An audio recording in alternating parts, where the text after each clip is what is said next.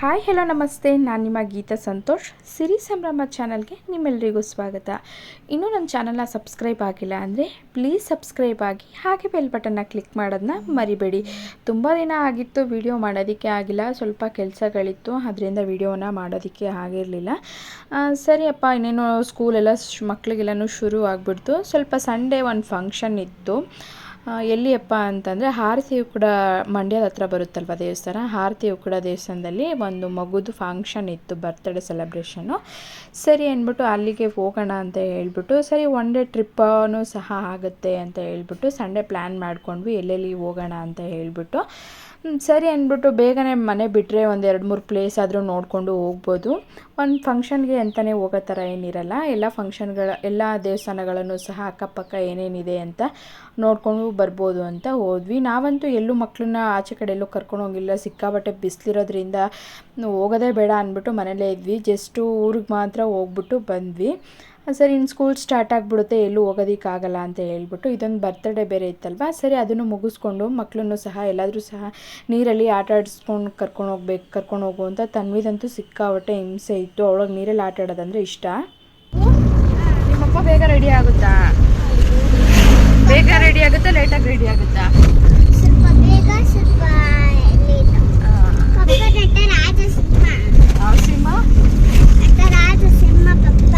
ರಾಜಸಿಂಹ. ಇವಾಗ ಎಲ್ಲೂ ಹೋಗ್ತಾ ಇದ್ದೀವಿ,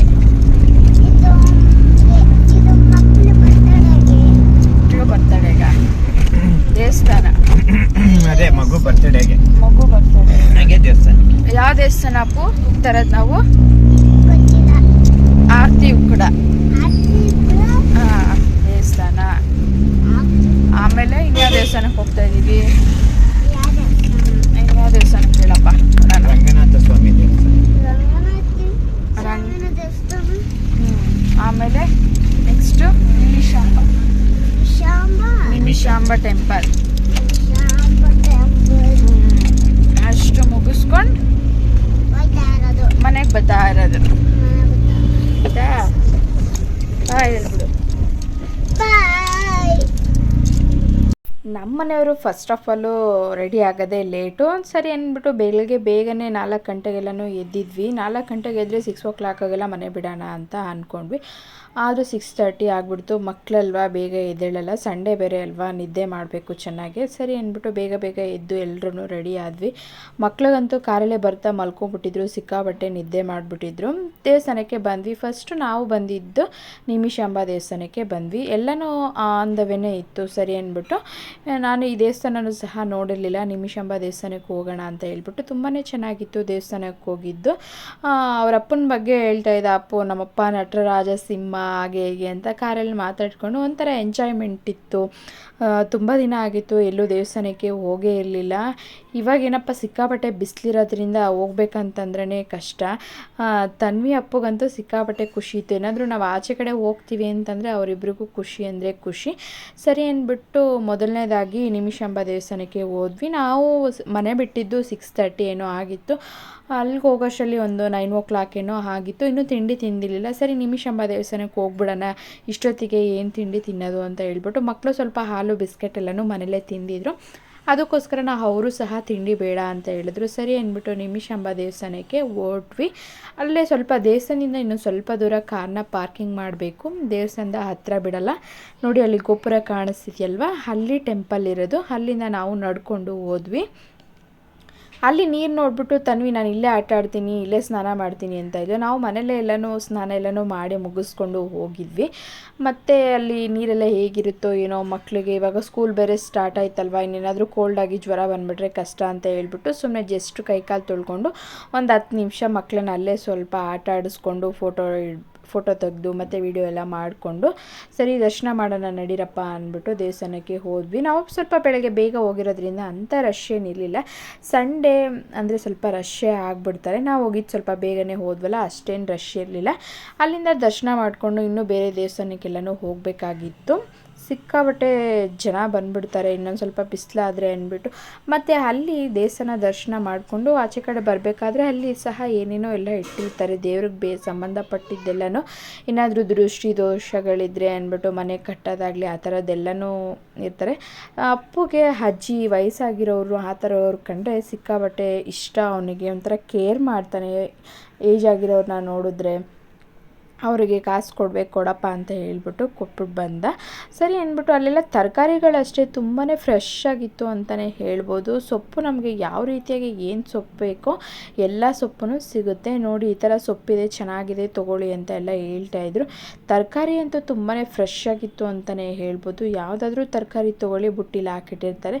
ಸರಿ ನಮ್ಮ ಮನೇಲಿ ತರಕಾರಿ ಎಲ್ಲನೂ ಇತ್ತು, ಏನು ಬೇಡ ಅನ್ನಿಸ್ತು. ಅಲ್ಲಿ ಸ್ವಲ್ಪ ನೇರಳೆ ಹಣ್ಣು ತುಂಬಾ ಚೆನ್ನಾಗಿತ್ತು, ತೊಗೊಳ್ಳೋಣ ಅಂತ ಹೋದ್ವಿ. ಇದು 1/4 kgನೇ 100 ರೂಪೀಸ್ ಇತ್ತು, ಅಂದರೆ kg 400 ರೂಪೀಸ್ ಏನೋ ಆಯಿತು. ತೊಗೊಂಡ್ವಿ ಅದನ್ನು ಸಹ ಅಲ್ಲೇ ತಿನ್ನೋಣ ಅಂತ ಹೇಳ್ಬಿಟ್ಟು.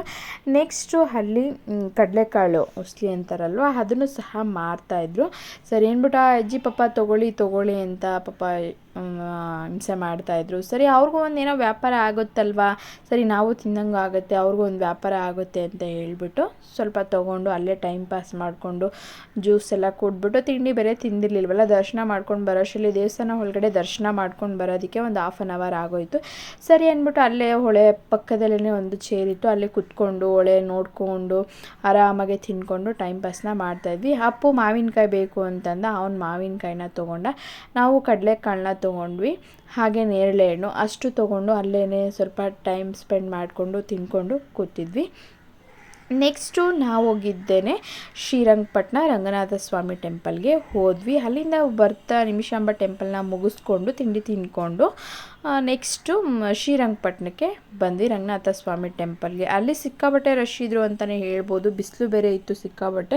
ಸರಿ ನಿಂಗೂ ಬಂದಿದ್ದೀವಿ, ನಾವು ದೇವಸ್ಥಾನಕ್ಕೆ ಹೋಗಿರಲಿಲ್ಲ, ಸರಿ ಅಂದ್ಬಿಟ್ಟು ತೊಗೊಂಡ್ವಿ. ಅಲ್ಲಿ ಮಕ್ಕಳಿಗೆ ಆ್ಯಕ್ಟಿವಿಟೀಸು ಸಹ ಇತ್ತು. ಅಲ್ಲಿ ಏನಾದರೂ ಕ್ರಾಫ್ಟ್ ಮಾಡೋದಕ್ಕೆ ಏನಾದರೂ ಯೂಸ್ ಆಗುತ್ತೆ ಅಂದ್ಬಿಟ್ಟು ಅಲ್ಲಿ ಒಬ್ಬರು ಮಾರ್ತಾಯಿದ್ರು. ಸರಿ ಅಂದ್ಬಿಟ್ಟು ತನ್ವಿ ಬೇಕು ಅಂತ ಹೇಳಿದ್ಲು. ನೋಡಿ ಈ ರೀತಿಯಾಗಿ ಸರ್ಕಲ್ ಥರ ಒಂದು ಓಲಲ್ಲಿ ಇಟ್ಕೊಂಡು ತಿರುಗಿಸ್ತಾಯಿದ್ರೆ ನೀಟಾಗಿ ಸರ್ಕಲ್ ಆಗ್ತಾಯಿರುತ್ತೆ. ಸರಿ ಮಕ್ಕಳು ಕೇಳಿದ್ನ ಕೊಡಿಸ್ಬೇಕಲ್ವಾ ಅಂತ ಹೇಳ್ಬಿಟ್ಟು ಅದೇನು 20 ರೂಪೀಸ್ ಏನೋ ಇರಬೇಕು, ಅಲ್ಲಿ ಕೊಡಿಸ್ಕೊಂಡು ನೆಕ್ಸ್ಟು ದೇವಸ್ಥಾನ ಅಲ್ಲಿ ಒಂದು 3 hour ಆಗೋಯ್ತು, ಸಿಕ್ಕಾಪಟ್ಟೆ ರಶ್ ಇದ್ರು ಅಂತಲೇ ಹೇಳ್ಬೋದು. ನೆಕ್ಸ್ಟ್ ನಾವು ಫೈನಲ್ ಆಗಿ ನಮ್ಮ ಫ್ರೆಂಡ್ ಮನೆಯವ್ರದ್ದು ಮಗುದು ಬರ್ತ್ಡೇ ಇತ್ತು, ಅದು ಬಂದು ನಾನ್ ವೆಜ್ ಊಟ ಏನೋ ಇಟ್ಕೊಂಡಿದ್ರು ಆರತಿ ಉಕ್ಕಡ ಟೆಂಪಲಲ್ಲಿ. ಸರಿ ಅಂದ್ಬಿಟ್ಟು ಅಲ್ಲಿಗೆ ಹೋದ್ವಿ. ಅಲ್ಲಿ ಕಾರ್ ಪಾರ್ಕಿಂಗ್ ಮಾಡಿ ಅಡ್ರೆಸ್ ಹುಡುಕಿ ಹೋಗೋಷ್ಟರಲ್ಲಿ ತುಂಬಾ ಟಯರ್ಡ್ ಆಗಿಬಿಟ್ಟಿತ್ತು. ಅಲ್ಲಿ ಯಾವುದೋ ಒಂದು ಮಗು ಸಿಕ್ಕಿತ್ತು ಅಂದ್ಬಿಟ್ಟು ಅಪ್ಪು ಮಾತಾಡ್ತಾ ಇದ್ದೆ. ಸರಿ ಅಲ್ಲೆಲ್ಲನೂ ಮಾಡಿಕೊಂಡು ಊಟ ಎಲ್ಲನೂ ಮುಗಿಸ್ಕೊಂಡು ಬರ್ತ್ಡೇ ಸೆಲೆಬ್ರೇಷನ್ ಎಲ್ಲ ಆಗಿತ್ತಲ್ವ, ಅಪ್ಪು ಅಲ್ಲಿಂದ ಬಲೂನ್ ಎಲ್ಲ ತೊಗೊಂಡು ಆಟಾಡ್ತಿದ್ದೆ. ಅಷ್ಟನ್ನು ತೊಗೊಂಡೋಗ್ಬೇಕು ಅಂತ ಹಿಂಸೆ ಮಾಡ್ತಾಯಿದ್ದ, ಆಗಲ್ಲ ಅಂತ ಹೇಳ್ಬಿಟ್ಟು ಬಂದ್ವಿ.